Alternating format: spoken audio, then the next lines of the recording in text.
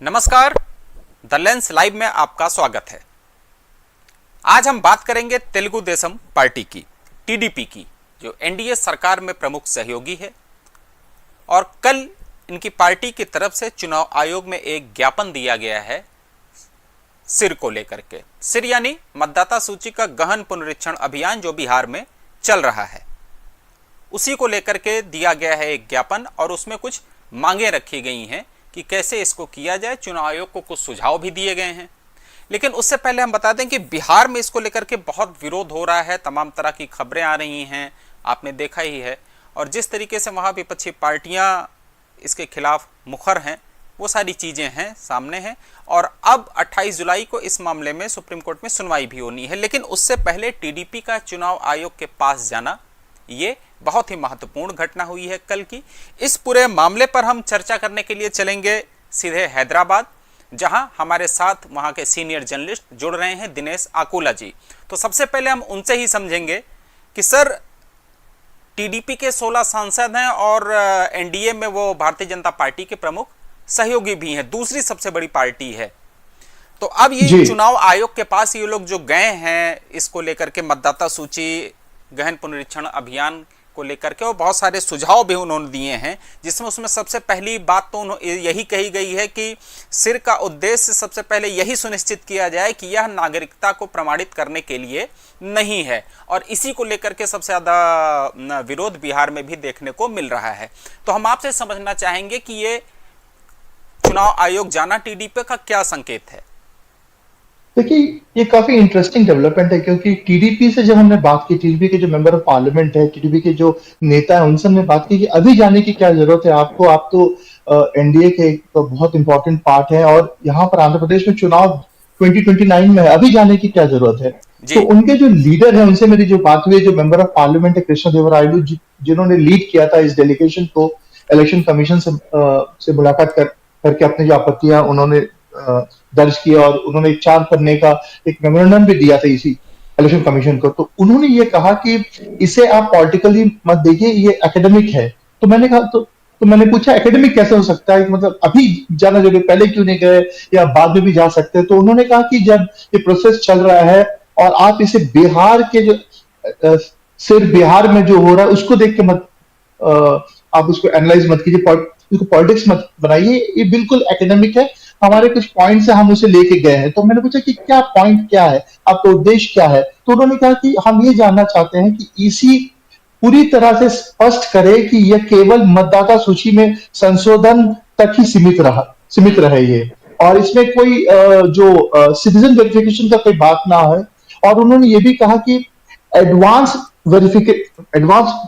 Notification होना चाहिए और एडुकेट टाइम देना चाहिए। ये बहुत सारे पॉइंट्स उन्होंने कहा। लेकिन जो कंट्रोवर्सी कह सकते हैं, या जो विवाद, टीडीपी जो बीजेपी के अलायंस है, और वो क्यों इस मुद्दे को उठा रही है, बाकी को टीडीपी के कोई एनडीए कोई अलायंस इस मुद्दे को नहीं उठा रहा। जब हमने पूछा तो उन्होंने कहा कि देखिए 2029 में हमारा आंध्र प्रदेश में चुनाव है, तो हम चाहते हैं कि जो प्रोसेस जो है, स्टेट का जो प्रोसेस है, उसका हम विरोध नहीं कर रहे हैं, और ना ही हमें प्रोटेस्ट कर रहे हैं कि इसे रोक दिया जाए।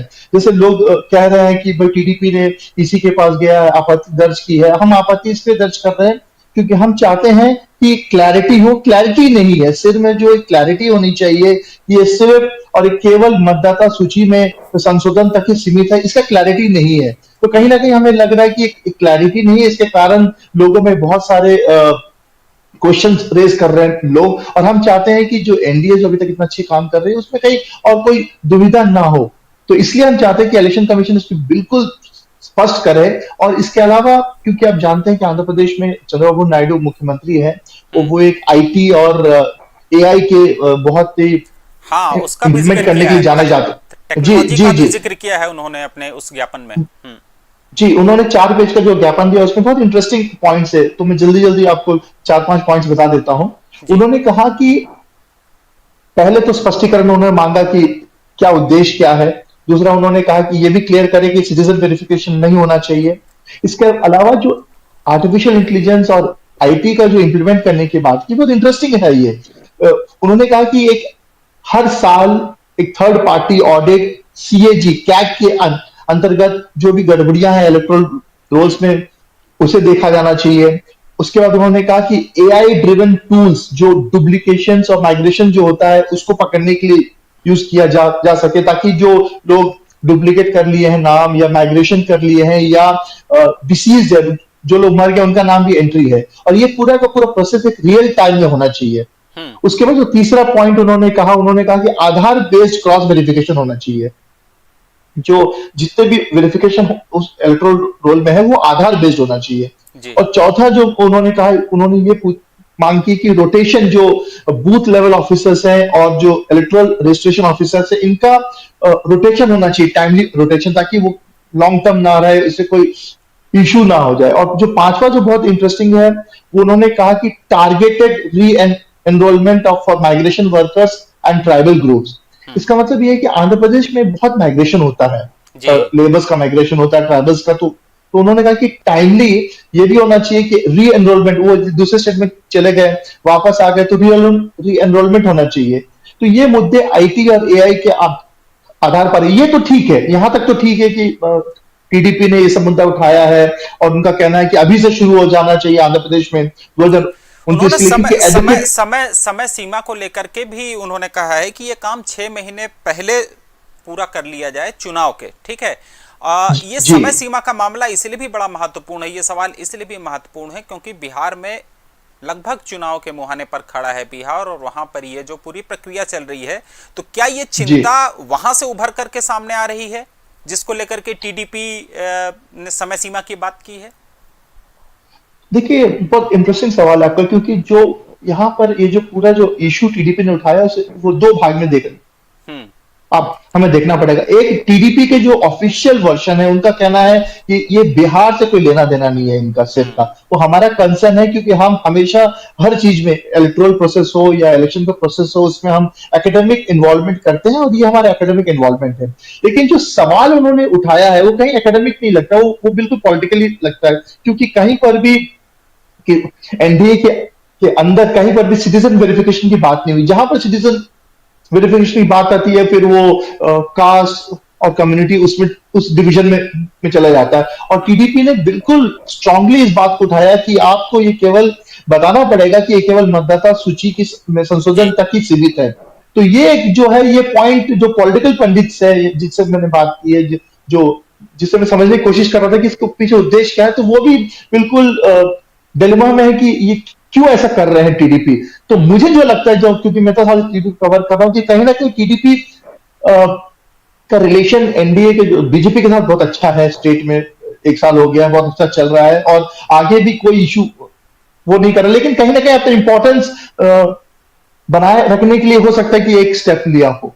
जी, क्योंकि जो चिंताएं टीडीपी ने अपने कल के ज्ञापन में, कल के उसमें दिखाई हैं, वो चिंताएं बिहार में भी एनडीए की सहयोगी है जेडीयू, बीजेपी की सहयोगी वहां पे जेडीयू है, तो वहां भी जो चीजें निकल करके आ रही हैं, हो सकता है कि उन्होंने उस सारी चीजों को देखा हो और उसके बाद ये सब किया हो।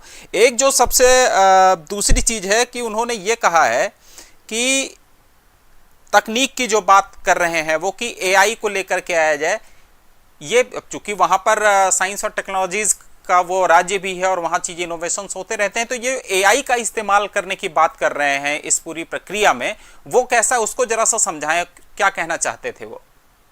देखिए, उनका कहना ये है कि फर्स्ट ऑफ ऑल जो इलेक्शन कमीशन है वो एक लिस्ट दे दे कि भाई आपका उद्देश्य क्या है, आपका इसमें टाइम एडवांस नोटिफिकेशन होना चाहिए, एडिक्वेट टाइम होना चाहिए। इसके बाद उनका कहना है कि ये जो आप संशोधन कर रहे हैं इलेक्टोरल रोल में वो मैन्युअली ना हो, उसमें बहुत सारे प्रोसेस हो जो आईटी और आर्टिफिशियल इंटेलिजेंस, क्योंकि आजकल आर्टिफिशियल इंटेलिजेंस का दौर चल रहा है, तो वो कह रहे हैं कि आर्टिफिशियल इंटेलिजेंस का जितना हो सके उतना उपयोग किया जाए। उनका कहना है कि जो इलेक्टोरल रोल है उसमें डुप्लीकेशन हो सकता है, फिर जो लोग मर गए हैं उनका नाम भी उसमें हो सकता है, माइग्रेशन का इश्यू हो सकता है। तो यदि कोई एआई ड्रिवन टूल लेके हम इसको यूज करें तो ये फ्लैग आउट कर सकता है, ये बता सकता है कि इसमें कोई डुप्लीकेशन हो रहा है कि नहीं। तो जो टाइम फ्रेम है उसमें कमी हो सकता है, मैन्युअली करेंगे तो बहुत दिक्कत होगा, एआई करेंगे तो बहुत जल्दी हो सकता है।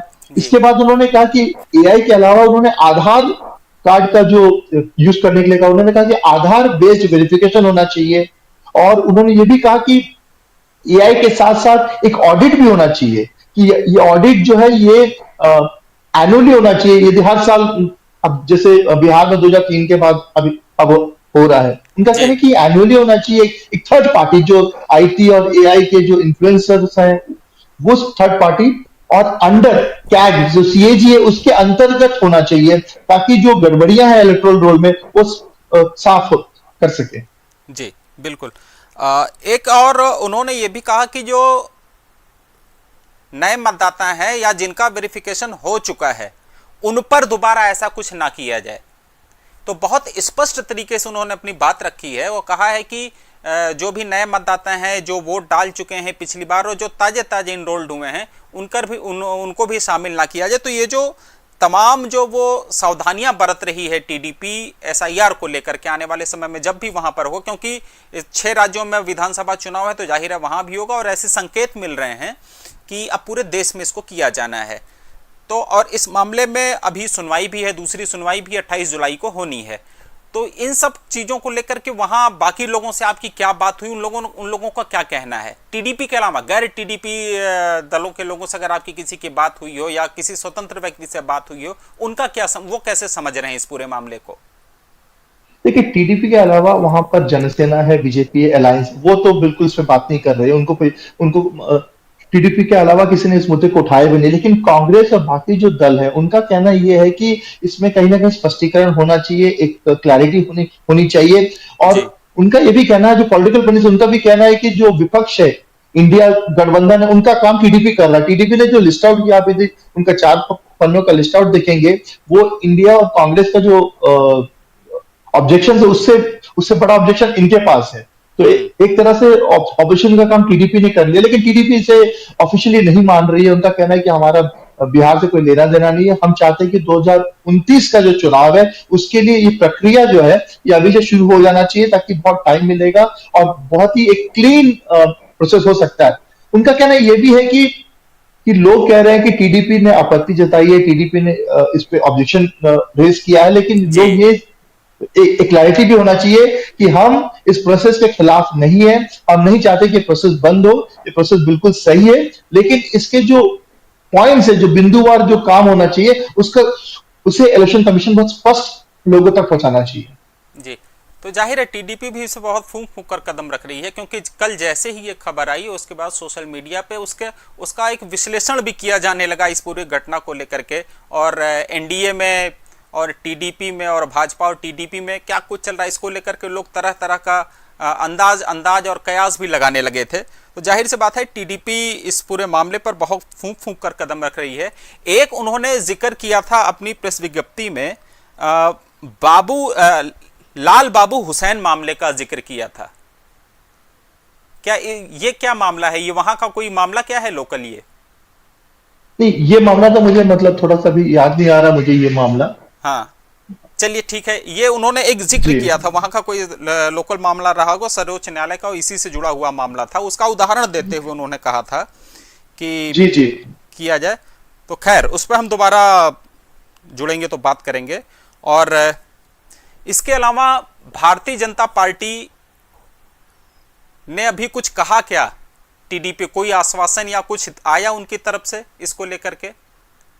नहीं, देखिए, टीडीपी, जहां तक मेरे पास जानकारी है, टीडीपी ने जब ये मेमोरेंडम सबमिट कर रहे थे, वो टीडीपी के हिसाब से सबमिट कर रहे थे, इसलिए उन्होंने जनसेना या बीजेपी को कॉन्फिडेंस में नहीं लिया। उनका कहना है कि ये एनडीए का जो नहीं, गठबंधन है आंध्र प्रदेश। मेरा सवाल ये था कि टीडीपी ने जो ये मांग रखी है, इस पर क्या वहां जी भारतीय जनता पार्टी या और दलों ने कुछ समर्थन जताया है क्या इस पर?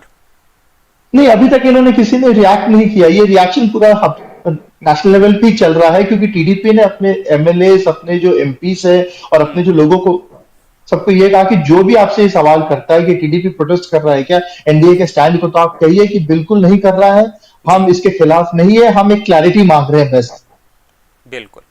ये चीज साफ होनी चाहिए कि टीडीपी इस पूरे मामले के खिलाफ नहीं है, सिर के लिए वो तैयार हैं, लेकिन बहुत सारे जो सुझाव थे उनके समय को लेकर के, नागरिकता को लेकर के और प्रवासी मजदूरों को लेकर के, इसको लेकर के वो स्पष्टीकरण चाहते हैं चुनाव आयोग से, और ये चाहते हैं कि पूरी प्रक्रिया कम से कम 6 महीने पहले शुरू हो, जिससे इसका चुनाव पर कोई असर ना पड़े। हमारे साथ दिनेश आकुला जी थे जो सीधे हैदराबाद से थे और इस मामले पर हमें जानकारी दे रहे थे। हम फिर मिलेंगे, आपका धन्यवाद सर, और हम दोबारा फिर जुड़ेंगे इन नए मामलों के साथ। धन्यवाद।